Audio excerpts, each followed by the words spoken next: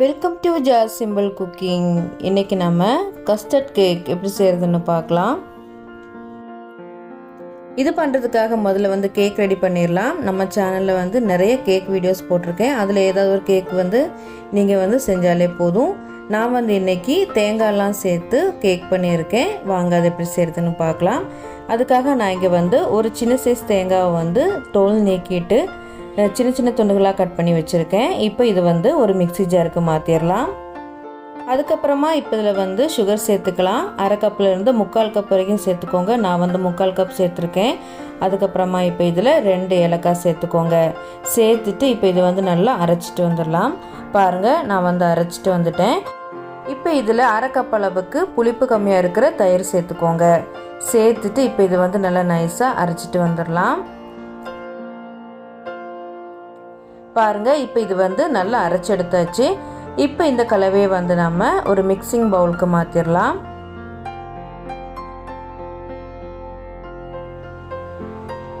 மாற்றிட்டு இப்போ இதில் அரை கப் அளவுக்கு மில்க் பவுடர் சேர்த்துக்கோங்க. சேர்த்துட்டு நம்ம தேங்காய் அரைச்ச மிக்ஸி ஜாரில் அரை கப் அளவுக்கு பால் சேர்த்து மிக்ஸி ஜாரை நல்லா அலசிட்டு இப்போ நம்ம இந்த தேங்காய் கலவையில் சேர்த்துடலாம். சேர்த்துட்டு இப்போ இதில் 3/4 கப் அளவுக்கு சின்ன சைஸ் ரவை சேர்த்துக்கோங்க. நீங்கள் பெரிய சைஸ் ரவை எடுக்கிறீங்கன்னா மிக்ஸி ஜாரில் சேர்த்து ஒரு தடவை நல்லா அரைச்சிட்டு சேர்த்துக்கோங்க.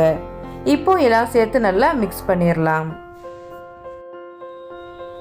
பாருங்கள், இப்போ இது நல்லா மிக்ஸ் பண்ணியாச்சு. இப்போ நாம் இது ஒரு 10 நிமிஷத்துக்கு மூடி வச்சிடலாம். இப்போ 10 நிமிஷம் கழித்து ஓப்பன் பண்ணி பார்த்துடலாம். இது நல்லா மிக்ஸ் பண்ணி விட்டுக்கோங்க.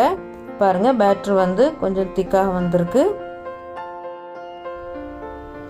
நல்லா மிக்ஸ் பண்ணி விட்டதுக்கப்புறமா இப்போ இதில் 1 டீஸ்பூன் அளவுக்கு பேக்கிங் பவுடர் சேர்த்துக்கோங்க. அதுக்கப்புறமா 1/4 டீஸ்பூன் அளவுக்கு பேக்கிங் சோடா, கூடவே 1/4 டீஸ்பூன் அளவுக்கு உப்பு சேர்த்துக்கோங்க. சேர்த்துட்டு இப்போ இதில் 2 டேபிள் ஸ்பூன் அளவுக்கு பால் சேர்த்துக்கலாம். சேர்த்துட்டு நல்லா மிக்ஸ் பண்ணி விட்டுக்கோங்க.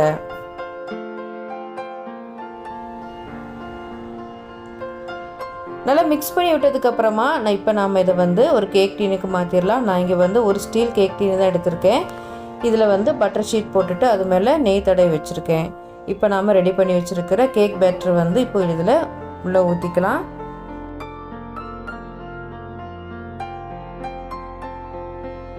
அதுக்கப்புறமா இதை 2-3 தடவை நல்லா தட்டி விட்டுக்கோங்க. இப்போ நம்ம இதை வேக வச்சிடலாம். அதுக்காக நான் இங்கே ஒரு அலுமினியம் பாத்திரம் ப்ரீஹீட் பண்ணி வச்சுருக்கேன். அதில் ஒரு ஸ்டாண்ட் போட்டுட்டு நம்ம ரெடி பண்ணி வச்சுருக்கிற கேக் பேட்டரை உள்ளே வச்சிடலாம். வச்சுட்டு மூடி போட்டு லோ ஃப்ளேமில் ஒரு 45லேருந்து 50 நிமிஷத்துக்கு நாம் இது வேக வச்சிடலாம். இது வேகிறதுக்குள்ளே நாம் கஸ்டர்ட் ரெடி பண்ணிடலாம். அதுக்காக நான் இங்கே ஒரு பாத்திரத்தில் அரை கப் அளவுக்கு பால் சேர்த்துருக்கேன். கூடவே 1/4 கப் அளவுக்கு சுகர் சேர்த்துக்கோங்க.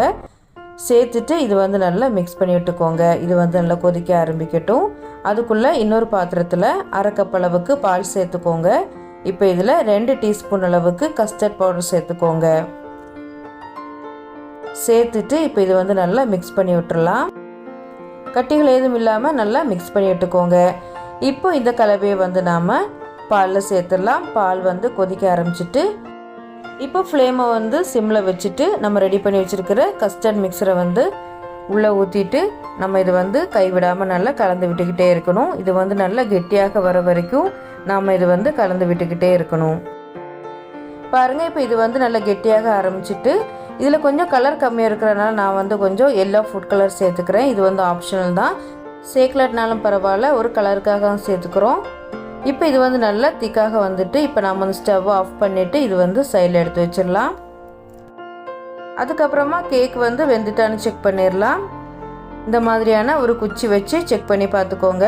பாருங்கள், இப்போ இது நல்லா க்ளீனாக வந்திருக்கு. இப்போ கேக்கு நாம் வெளியே எடுத்து வச்சுட்டு நல்லா ஆற வச்சிடலாம். நல்லா ஆறினதுக்கப்புறமா இதோட ஓரங்களை எடுத்து விட்டுட்டு நாம் இது டீமோல்ட் பண்ணிடலாம்.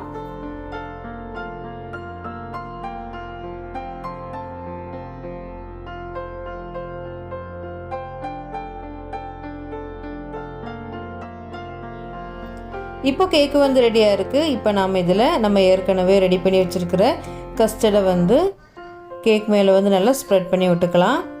இது வந்து நல்லா ஆறி இருக்குது. நல்லா ஆறினோடனே இது வந்து ரொம்ப திக்காயிரும். அதனால் நல்லா கலந்து விட்டுட்டு நம்ம இது வந்து கேக் மேலே ஸ்ப்ரெட் பண்ணி விட்டுக்கலாம்.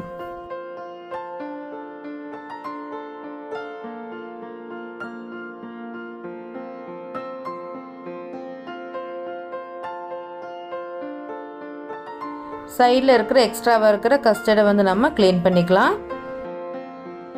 அதுக்கப்புறமா கேக்கை வந்து டெக்கரேட் பண்ணுறதுக்காக நான் இங்கே வந்து கொஞ்சமாக பிஸ்தாவை வந்து க்ரஷ் பண்ணி வச்சுருக்கேன். அதை இப்போ சேர்த்துடலாம். அதுக்கப்புறமா கேக்கை வந்து டெக்கரேட் பண்ணுறதுக்காக நான் இங்கே வந்து ஒரு செரி பழத்தோட பாதியை வந்து வச்சுருக்கேன். இப்போது கஸ்டர்ட் வந்து நல்லா செட் ஆகி வர்றதுக்காக ஃப்ரிட்ஜில் ஒரு 2 மணி நேரம் வச்சிடலாம். நான் வந்து அரை மணி நேரம் தான் வச்சுருந்தேன். அதுக்கப்புறமா இப்போ நாம் வந்து கேக்கை வந்து கட் பண்ணிடலாம். அவ்வளோதான், நம்ம கஸ்டர்ட் கேக் வந்து ரொம்ப சூப்பராக ரெடி ஆகிட்டு பாருங்கள். இதோட டெக்ஸ்சர் வந்து ரொம்ப சூப்பராக வந்திருக்கு. நாம் இதில் வந்து தேங்காய் அதுக்கப்புறம் ஏலக்காய் சேர்த்துருக்கனால இதோட டேஸ்ட்டு வந்து ரொம்ப சூப்பராக இருக்கும். அதே மாதிரி ஸ்மெல்லு வந்து ரொம்ப நல்லாயிருக்கும். நீங்களும் வீட்டில் செஞ்சு பாருங்கள்.